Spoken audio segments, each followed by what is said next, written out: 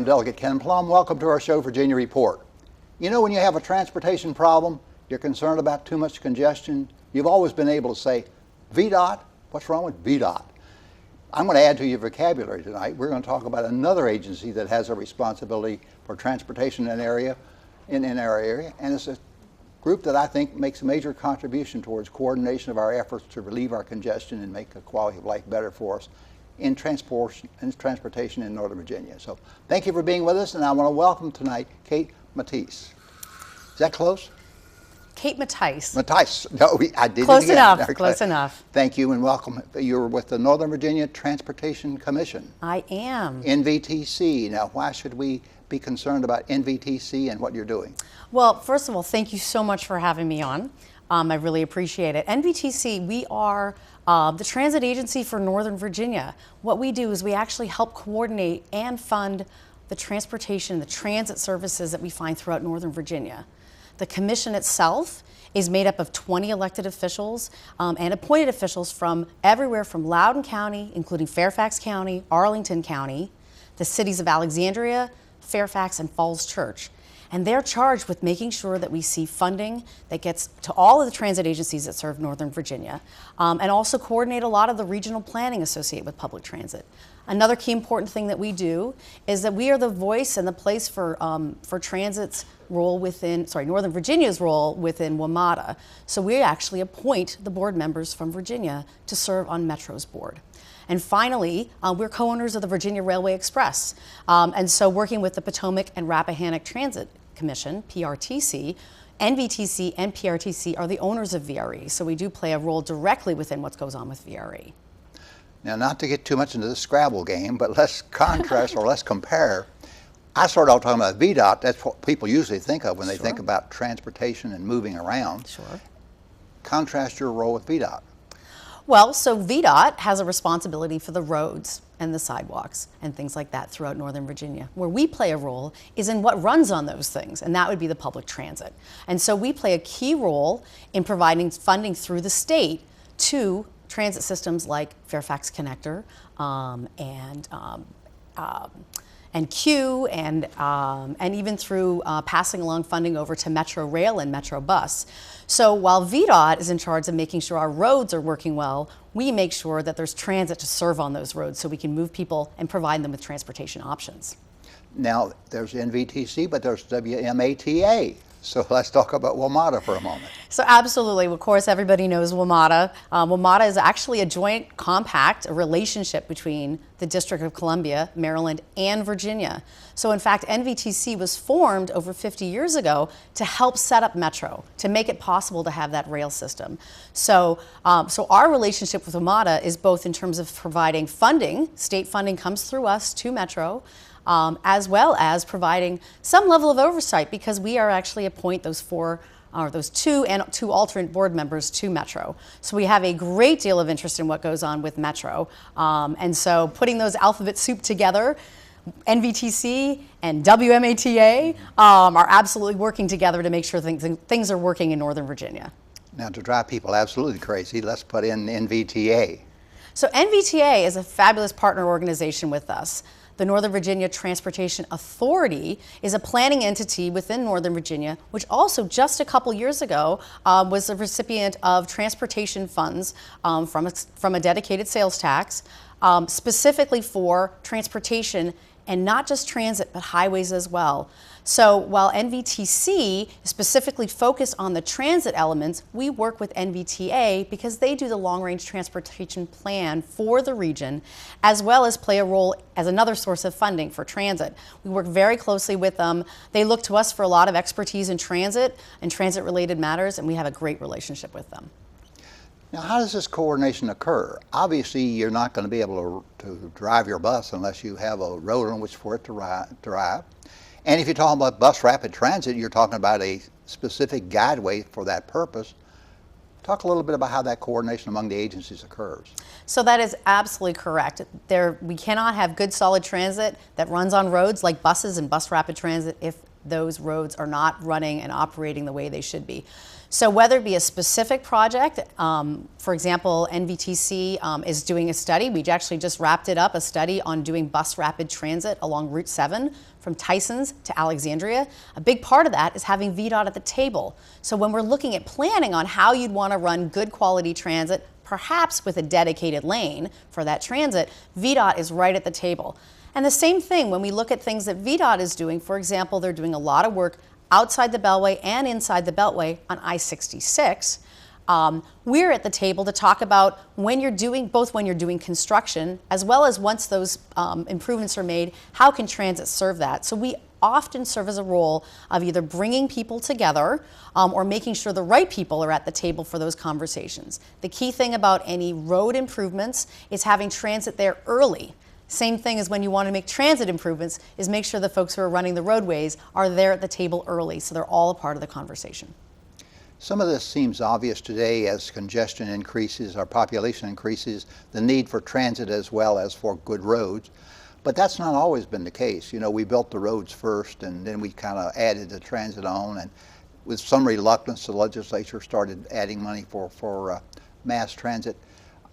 Can you talk a little bit about how the NVTC and its board plays a role in decisions like allocating funds among various projects and with the legislature in terms of allocating monies among different modes of transportation? So the role that we play at NVTC is we are the recipients of the funding from the state. So the Department of Rail and Public Transit has funding available, and of course there's also local funding associated. So NVTC very much plays a strong financial role in managing those grants and making sure that money is managed effectively. But we also play a role in communicating what transit means for Northern Virginia's economy, for its people, and for the quality of life of its people. So we do play a role in communicating and providing information to our legislators and to our other elected officials about what transit means to this area. Perfect example, of course, we're here right near the Silver Line, and you just look at the role of the Silver Line has played in improving the economy and the real estate values and the economic development all along that corridor. And we're going to see that even more as the Silver Line expands in phase 2. NVTC is a part of telling that story.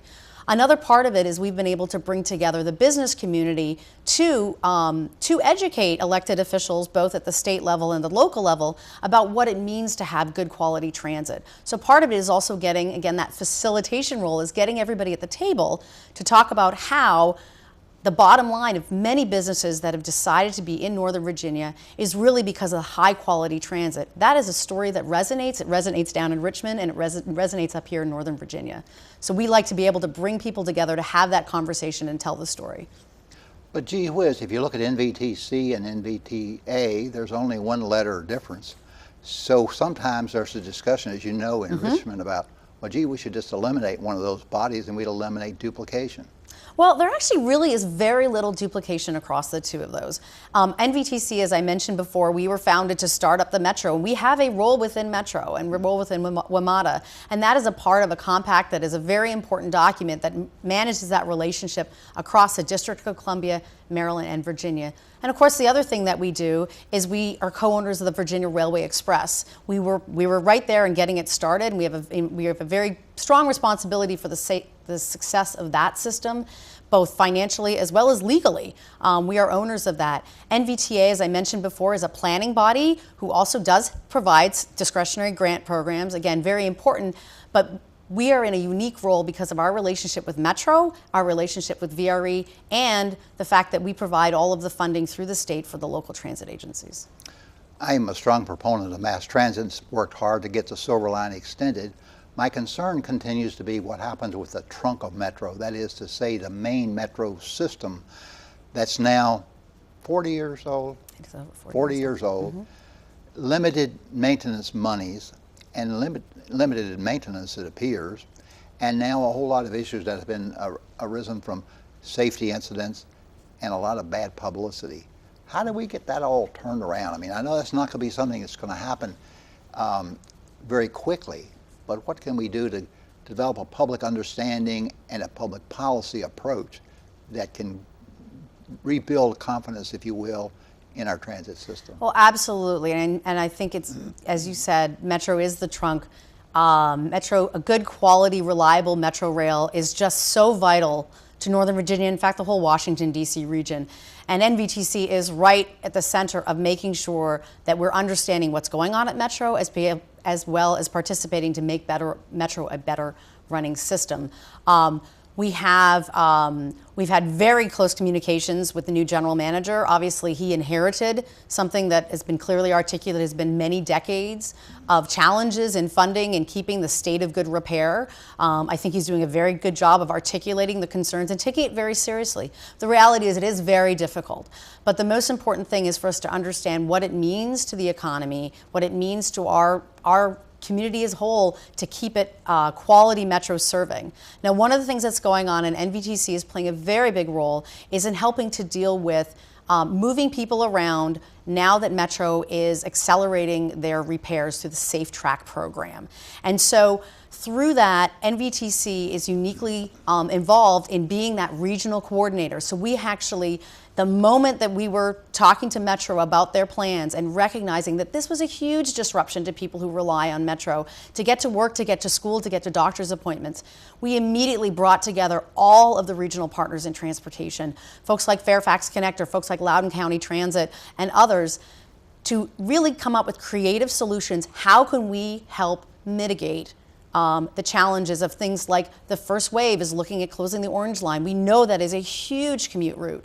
We were there, are there, continue to be there, talking about what are the options that can be available to all of these of the riders, so that they have things like the ability to hop on a bus at Reston and get directly to the Pentagon, or other things like that. So we're right there and basically, making sure that people are moving and people are taken care of during this time. We're working very closely with the information folks at each of the transit agencies, as well as Metro, to get the word out to the people about what they can do. But I think it's very important to say is that what is going on, while it is a huge disruption, trusting the new general manager, Paul Wiedefeld, he sees it as important. We want to support him and how important it is to have a safe system. If it means he can accelerate 3 years into one, there's something really important about that. But from NVTC's angle on this is we want to make sure that the people know the other transportations that are out there, options that are out there, so that they can continue to get to work on time and be at those important places that they need to be. And so that's the role we're playing. But going back to the conversation, your question about long-term sustainable funding, which is really, I think, what we're talking about, that is a very difficult battle. It is something that is very important, and it's something that NVTC is very focused on as we look towards this year and into the next year for General Assembly, as well as what goes on at the federal level. We have a great deal of interest in the need of appropriate investment in transit, and Metro is a big part of that. So that is something that we have been working on in the past, and we're going to be doubling our efforts this year to really make sure that we can identify some good, solid, sustainable funding for Metro and for the rest of the transit systems. The Safe Track is the term that's applied to the effort to bring the trunk of the Metro system up to a more satisfactory level of repair. We're reading more about that by way of publicity, but part of what I hear in your explanation is that we're not talking about closing parts of Metro, we're talking about creating alternatives for a period of time while repairs are made. In other words, we're not going to simply say to people, we're going to lock the gate one day. We're going to say to people, here's some other options that you have. Well, I think the other options are absolutely right, and I think the way to go, Metro is a really important asset to the community, and so while there may be some repairs that may shut down a line, people should still be willing to take it, but they want to know that there's options available if they need to, if there's worries about delays or crowding of trains, that there's things that are running in parallel. Correct. Yeah. So when a portion of the Orange Line might close, which affects, of course, the Silver Line. Absolutely. Some of that could be single tracking, but also some of it could be, am I correct that some of it could be single tracking for a period of time as opposed to closing both lines? So the details of the plan are on wamata.com/safetrack. Okay. And a lot of those plans are just coming together, so that's the best place to look at. Right now, there's a lot of talk about single tracking. There are some parts of the Blue Line that will have full closures, but it's really important for people to go and look at those plans on the Safe Track website as well as, and looking at those other options where Fairfax Connector or what have you, of what they can do for their transportation options. That's probably the best place to go because they'll get the most up-to-date information. Yeah.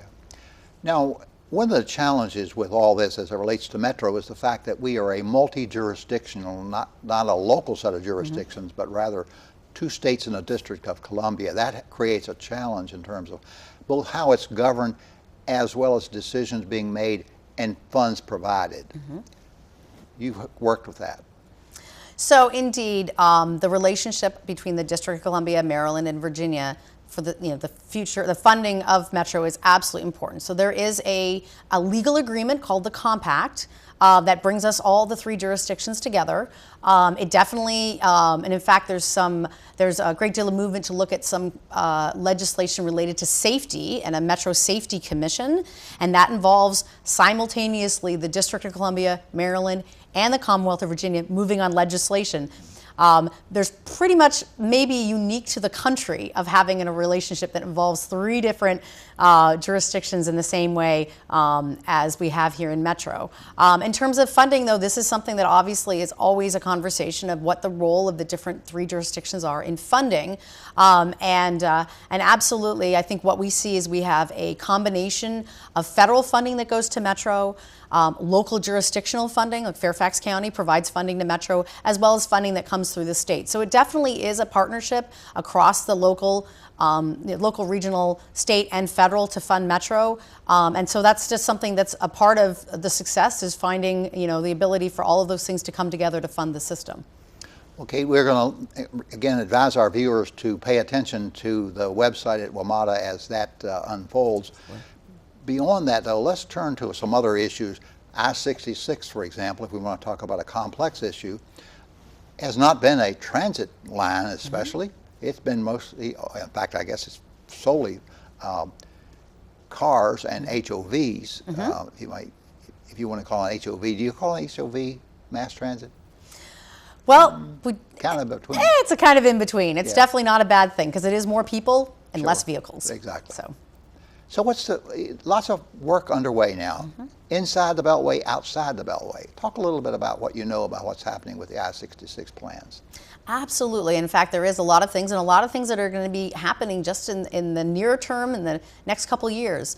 So the Commonwealth decided that they were going to look at some more options on this heavily traveled corridor. I know so many people, whether it be 66 outside the Beltway or even heading into the district, it's often a very difficult time getting through. So it's a very congested corridor. And in fact, inside the Beltway, as many know, is during rush hour in the morning, the only way you can get on it is if you have 2 people in your car. Same thing in the afternoon when you're leaving out there. So the Commonwealth has come to an agreement that, a fabulous way to do this is outside the Beltway is actually increasing capacity and creating what they call managed lanes, which are basically toll lanes that are variable. They're going to change in price depending on how congested the road is, adding those to the existing lanes that are outside the Beltway. And then inside the Beltway is providing the option that rather than just only being an HOV2 in the morning coming in, that they'll open up to those people who are okay to have a toll. And so it would allow actually more people to get through the corridor more reliably during those periods of time. But the special thing about what VDOT is doing outside and inside the Beltway is the integration of transit and multimodal solutions. It actually may be unique to almost the entire country what's going on. Both outside the Beltway and inside the Beltway, the Commonwealth is dedicating funding out of those tolls for transit. Outside the Beltway is going to be something that's coordinated by the Department of Rail and Public Transit. They're specifically looking at providing funding for additional routes for folks like Fairfax Connector, for PRTC, and for WMATA and others. And that is something that they plan on doing once that tolling starts. And in fact, they're planning to also enhance transit during construction, because construction is always going to be a challenge. You want to find ways to move more people through those difficult periods of construction. So that's something that's very important on the outside of the Beltway, is they're going to dedicate funding through that agreement for tolling that is going to be specifically for transit. And actually also for van pool and carpool coordination as well. I do not want to forget those. Those are very, very important and very flexible ways for people to commute. Inside the Beltway, the Commonwealth, as I mentioned, is going to be moving towards tolling in the morning inbound And outbound in the afternoon, as I mentioned, the benefits of that is actually allowing more people to get on the highway. What they see now is there's a huge rush of people trying to get on the highway before tolling starts and on the highway after tolling ends. And so what you have is actually more congestion that's happening in the early hours in the later morning, when you actually could find folks who probably would prefer to commute, perhaps at a normal time. And so if they'd have the option of being able to toll. But the thing that's very special, and this is where NVTC comes in, is that we've gone into a 40-year agreement with the Commonwealth to be the recipients of the toll revenue for I-66 inside the Beltway. This is a huge, amazing dedication of funding for anybody who wants to have the options, transportation options, so that they could go in as HOV2 or HOV3 in a couple years when they move it up. They can pay the toll, or we're going to be able to fund more buses, whether they buses coming from Loudoun County, from Fairfax County, from within Arlington, other things to allow people to have better access to the Silver and Orange line to get people through. So we're really excited to be a part of this partnership. This is a fabulous opportunity. We actually were provided an upfront funding because the tolling is planning to start in summer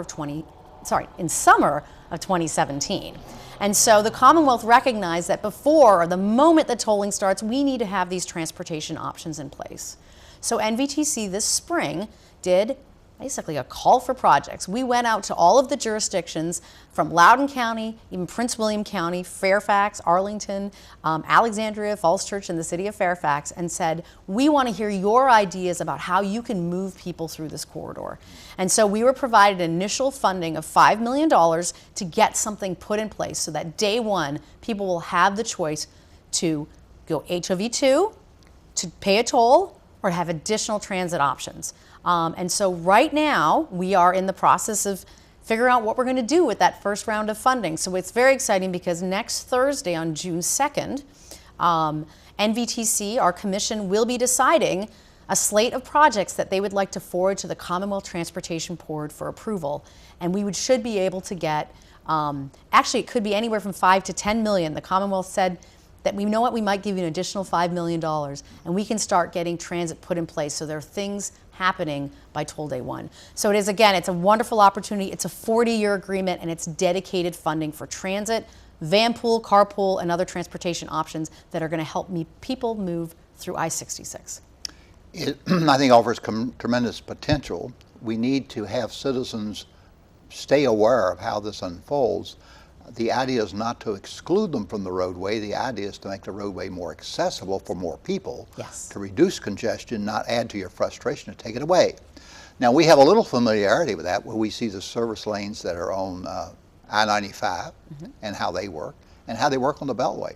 Sure. I haven't gotten stuck on the Beltway in the longest time as a result of those lanes being available. So that is an exciting adventure.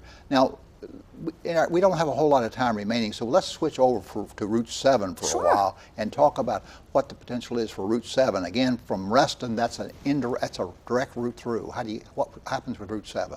So, so one of the things that NVTC is doing is we're actually just wrapping up a planning study, because that's the most important thing. You've got to understand if it makes sense, where do we want to provide a transit option? And so we're focused on looking at some really high capacity transit options for Route 7, actually from Tyson's down to Alexandria. Now, that is one of the oldest thoroughfares in Virginia. And I think for many of us, we know the congestion on that road can be really tough and really tight.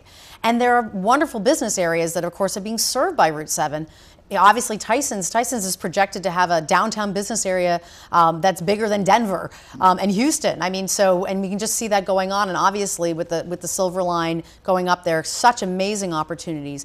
So what we're looking at is the possibility of bus rapid transit. Now, bus rapid transit, for those of you less familiar with it, bus rapid transit is really taking what we see as our regular buses and basically beefing them up a little bit, both in their looks, adding things like dedicated lanes so that there's actually a lane just before that bus to zoom by. They may be able to get faster priority at lights. And so this is about faster service along that corridor. And so one of the things that is absolutely wonderful, look at joining up Tyson's, Seven Corners, Bailey's Crossroads, Skyline, and Mark Center. So places that many people work, you'd have another option to be able to hop on that bus rapid transit and zoom down. And Kate, we're going to have to leave it there. As important as that point is to realize that bus rapid transit is coming to our region as well. Thank you for being with us today, and we hope you will join us another time when we can go explore this further. Thank you so much. And thank you, ladies and gentlemen, for being with us. Pay attention to these issues as they unfold. Improvements coming to I-66, improvements coming to Metro and to the Route 7 corridor. It's going to happen. It takes a little time. Planners are aware of our needs and they're working for solutions. This is Ken Plum. Hope you join us next time. Good night.